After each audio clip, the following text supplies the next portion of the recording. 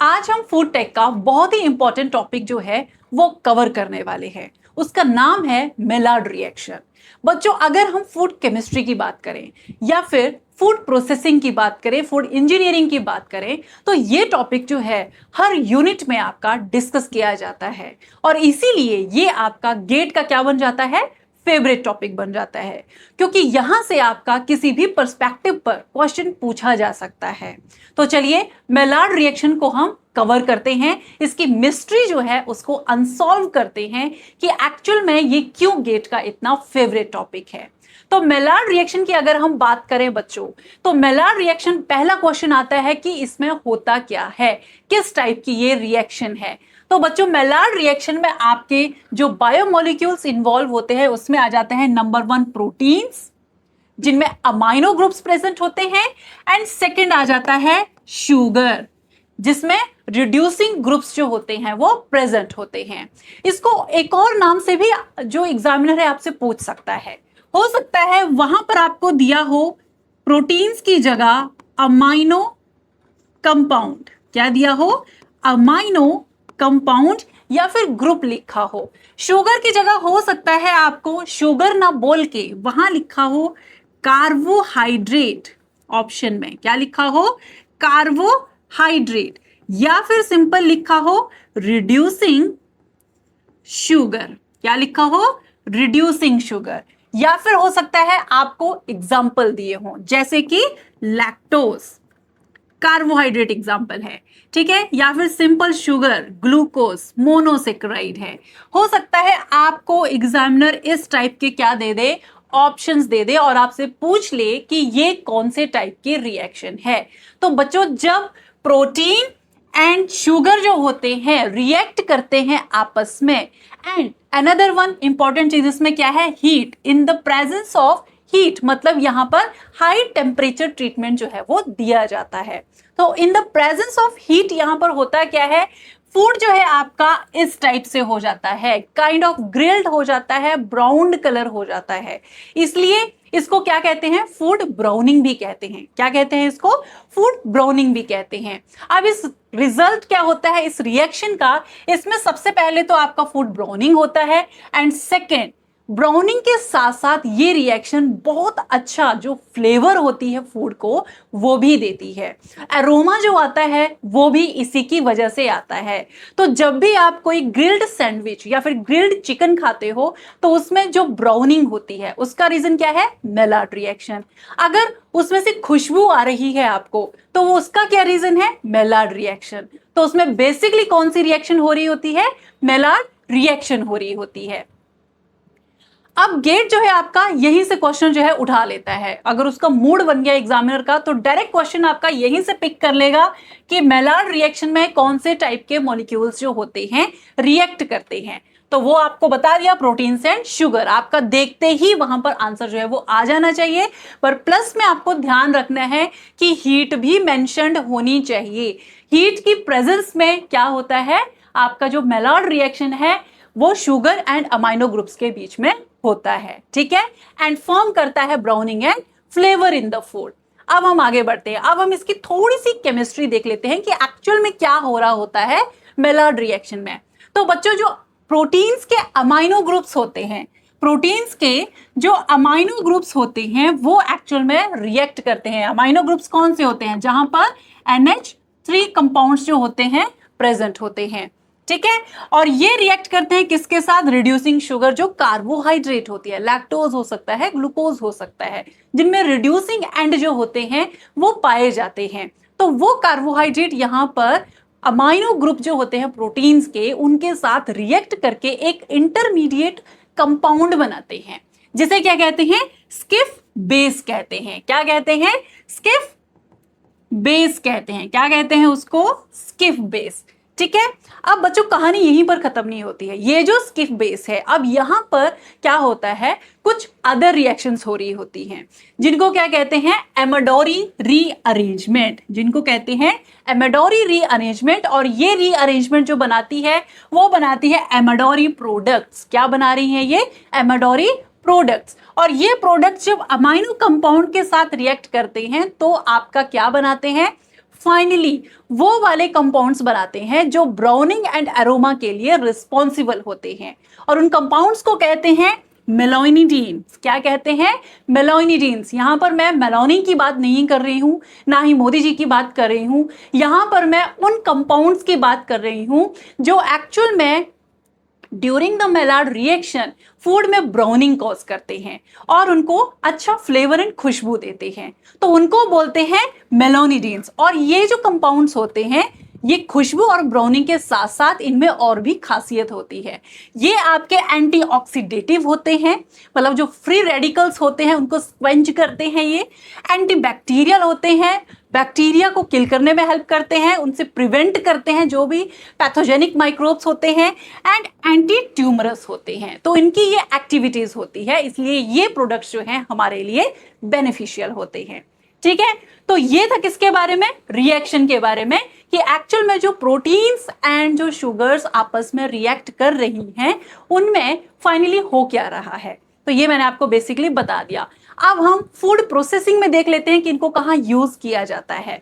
तो food processing में अगर हम मेलार्ड रिएक्शन की एप्लीकेशन देखें तो बच्चों, number 1 bread and bakery products. जो आप घर पे ब्रेड खाते हो, अगर आपने देखा होगा उनका जो क्रस्ट होता है वो ब्राउन कलर का होता है, तो वो किसका रिजल्ट होता है? मेलार्ड रिएक्शन का ही रिजल्ट होता है। इवन जितने बेकरी प्रोडक्ट्स होते हैं वहां पर क्या हो रहा होता है? मेलार्ड रिएक्शन हो रही होती है। तो ये क्या है? ये प्रोवाइड करवाते हैं brown crust and roasted flavour. क्या देते हैं? रोस्टेड फ्लेवर, एरोमा देते हैं। फिर कॉफी रोस्टिंग। कॉफी तो बहुत सारे लोग पीते हैं, तो जो रोस्टेड कॉफी होती है, स्टारबक्स में जाके देखना, वहां पर जो रोस्टेड कॉफी की जो खुशबू आ रही होती है वो किसकी वजह से आ रही होती है? वो आपके मेलार्ड रिएक्शन का रिजल्ट होती है। तो यहां पर ये क्या करती है? Coffee aroma and flavour compounds जो होती है वो प्रोड्यूस हो रहे होते हैं, किसकी वजह से? मेलार्ड रिएक्शन की वजह से। फिर बात कर लेते हैं कोका एंड चॉकलेट प्रोसेसिंग। जो चॉकलेट प्रोसेसिंग होती है और जो कोका होता है, उनका कलर भी आपने देखा होगा कैसा होता है? ब्राउन कलर के होते हैं। तो ये उसको जो चॉकलेट फ्लेवर मिलता है और जो कलर मिलता है वो किसकी वजह से मिलता है? मेलार्ड रिएक्शन की वजह से ही मिलता है। ठीक है, फिर इसके बात कर लेते हैं रोस्टेड एंड ग्रिल्ड मीट्स। जैसे मैंने आपको ग्रिल्ड चिकन की बात की, या रोस्टेड फूड जो होते हैं उसमें भी मेलार्ड रिएक्शन हो रही होती है। ठीक है, तो वहां पर भी ये क्या देती है? Attractive brown colour. अगर आपके सामने जस्ट एक ब्रेड जो है वो फेंक दिया जाए, या फिर आपको, सॉरी फेंका नहीं, फेंकना गलत होगा, अगर आपको सर्व कर दिया जाए सिंपल ब्रेड, तो आप उसको खाना पसंद नहीं करोगे। लेकिन जब आप उस ब्रेड में अच्छे से सैलेड ऐड करोगे और उसको रोस्ट करोगे अच्छे से, तो उसको आपको खाना अच्छा लगेगा, टेस्टी लगेगा वो आपका। तो वो किसकी वजह से लगेगा? क्योंकि उसमें जो है उसका जो फ्लेवर है, जो एरोमा है, वो आपको अट्रैक्ट करेगा कि आ भाई और मुझे खा ले, तो इसलिए आपको वो सब टेस्टी लगता है।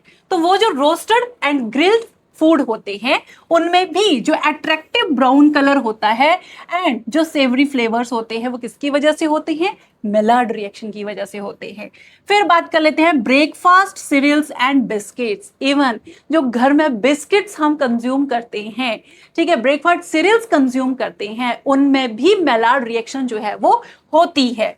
ठीक है, और वहां पर इनका काम क्या होता है?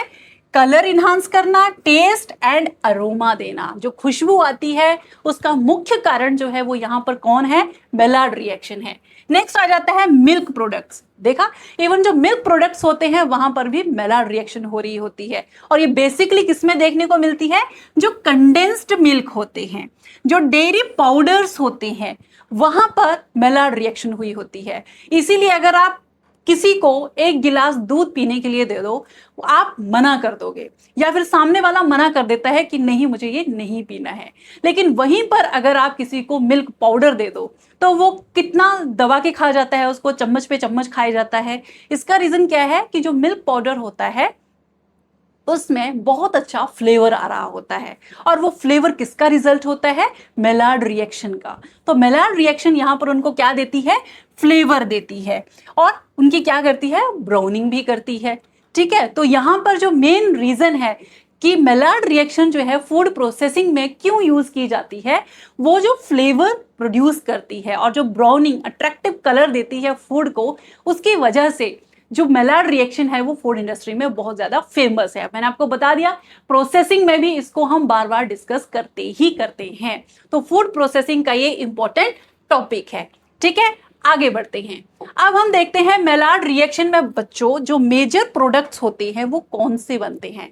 सिंपली मैंने आपको तो ये बता दिया कि उसमें ब्राउनिंग होती है, अरोमा होता है और फ्लेवर मिलता है फूड को, बट जो मेजर प्रोडक्ट्स उसमें बनते हैं, जो इस चीज के लिए, ब्राउनिंग के लिए और फ्लेवर के लिए रिस्पॉन्सिबल है, वो भी आपको पता होना चाहिए, क्योंकि वो भी एग्जाम में पूछा जा सकता है। ठीक है, सबसे पहला तो मैंने आपको बता ही दिया, मेलोनिडीन्स, नॉट मोदी एंड मेलोनी, यहां पर मैं मेलोनिडीन्स प्रोडक्ट की बात कर रही हूं, और ये प्रोडक्ट जो है मेलार्ड रिएक्शन में फॉर्म होते हैं। ठीक है, ये ब्राउन कलर के होते हैं, they are brown in colour,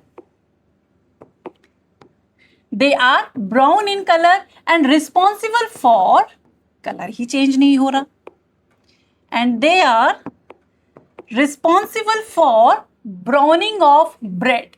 यहां पे देख रहे हो जितने भी आपके बेकरी के प्रोडक्ट्स होते हैं, ब्रेड हो गए, डोनट्स हो गए, क्रंची होते हैं, वो ब्राउन कलर के होते हैं। तो किसकी वजह से होते हैं? मेलार्ड रिएक्शन की वजह से।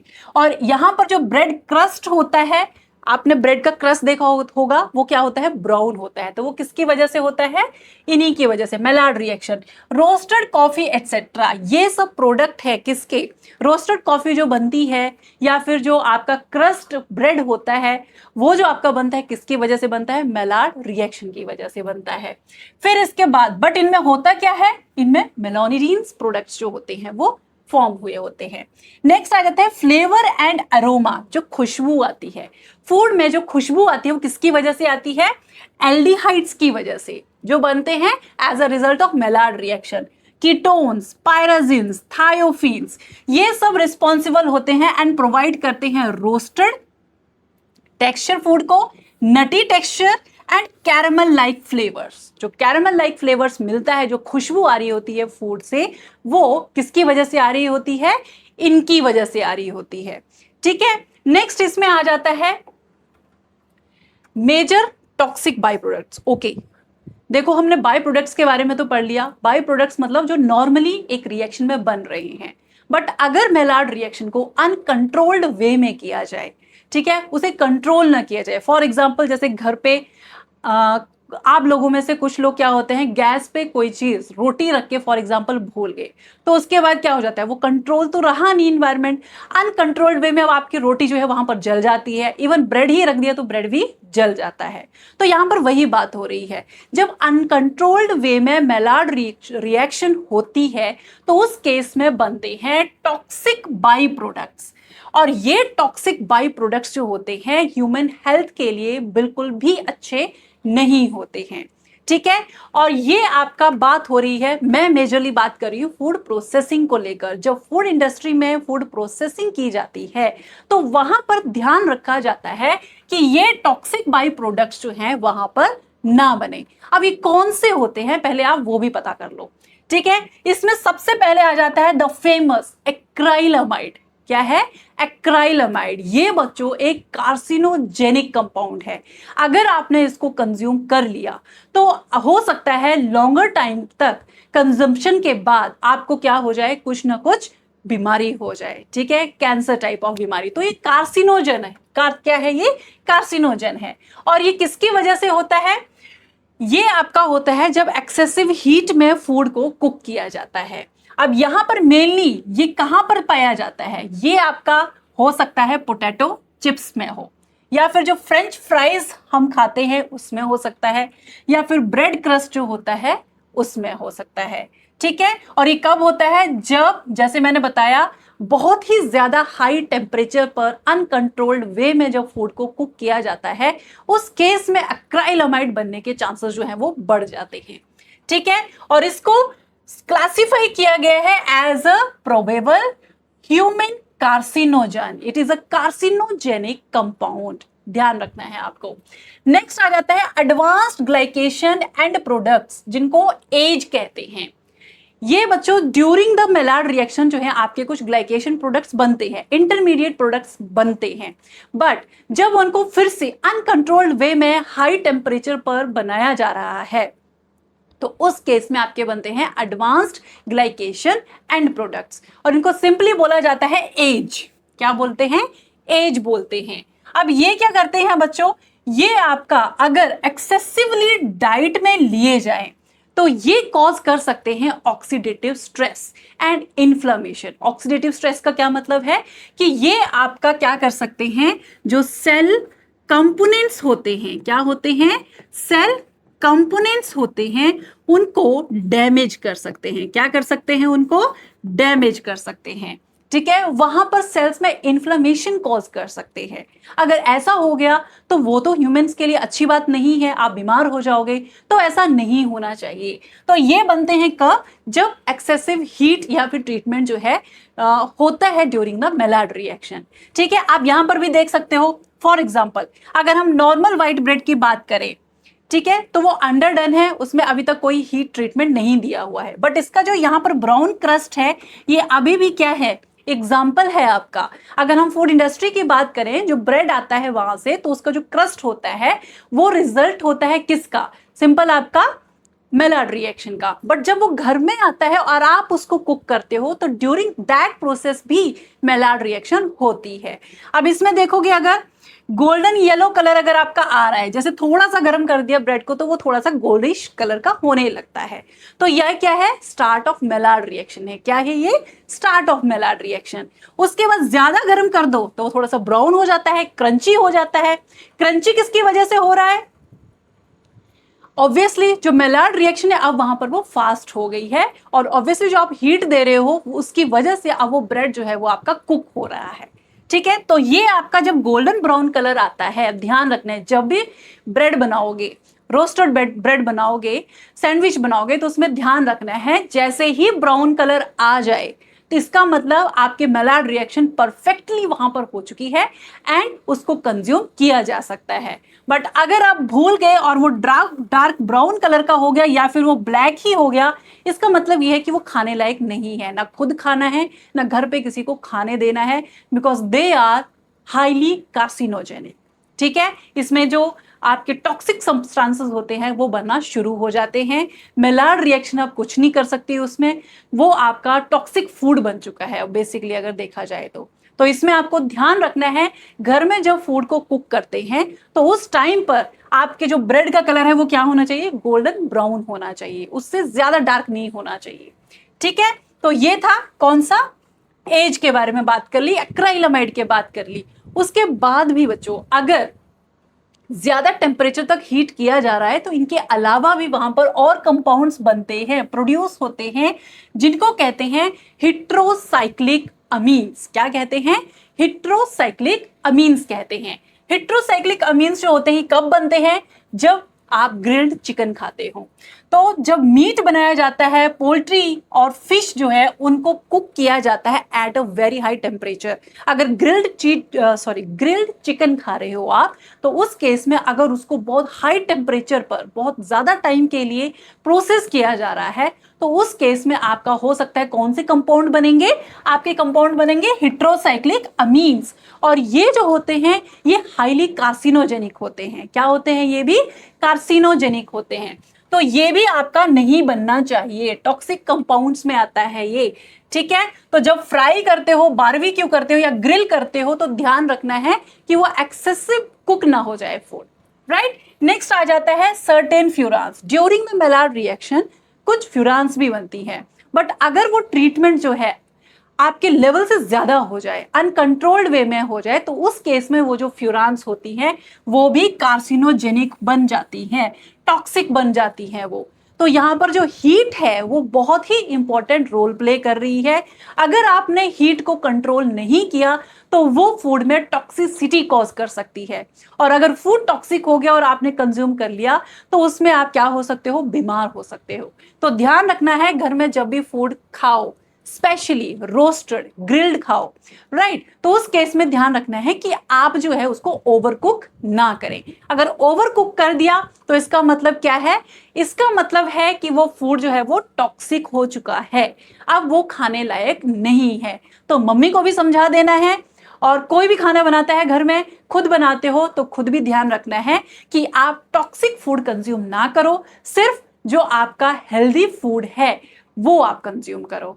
ओके, तो ये था किसके बारे में, मेलार्ड रिएक्शन के बारे में। तो बच्चों मेलार्ड रिएक्शन में मैंने आपको स्टार्टिंग में बोला था कि आपको एक बोनस पॉइंट भी बताऊंगी। तो मेलार्ड रिएक्शन का बोनस पॉइंट ये है, आपने अगर रिएक्शन में ध्यान दिया होगा, अगर आपने रिएक्शन में ध्यान दिया होगा तो मेलार्ड रिएक्शन में कोई भी एंजाइम यूज नहीं हुआ है। ये प्रोसेस है फूड ब्राउनिंग की, बट इसमें कोई भी एंजाइम यूज नहीं हुआ है, नॉट अ सिंगल एंजाइम। इसका मतलब क्या है, जो मेलार्ड रिएक्शन है वो आपकी क्या है, नॉन एंजाइमेटिक रिएक्शन है, नॉन एंजाइमेटिक रिएक्शन। क्या है ये, नॉन एंजाइमेटिक रिएक्शन। तो ये था बोनस पॉइंट, ये मैंने आपको बता दिया। होपफुली आपको क्लियर हो गया होगा। ठीक है, नहीं हुआ होगा तो आप मेरे को कमेंट्स में पूछ सकते हो। तो आज के लिए इतना बहुत है, मिलते हैं हमारे अगले इंटरेस्टिंग टॉपिक के साथ, तब तक के लिए धन्यवाद।